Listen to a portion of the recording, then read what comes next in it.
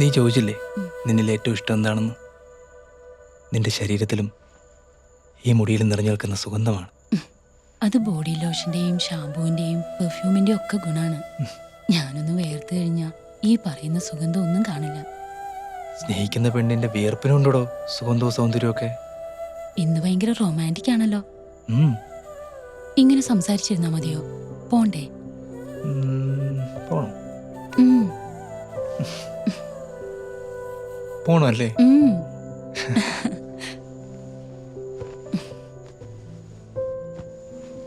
അല്ല, നീ കഥ മുഴുവൻ പറഞ്ഞില്ലല്ലോ. ഓ, എന്നിട്ടെന്താ?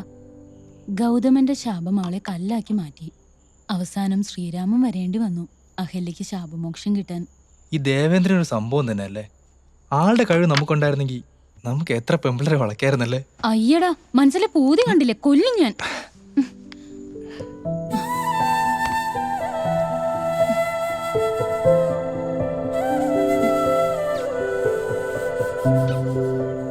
ഒരു കാര്യം ചോദിച്ചോട്ടെ?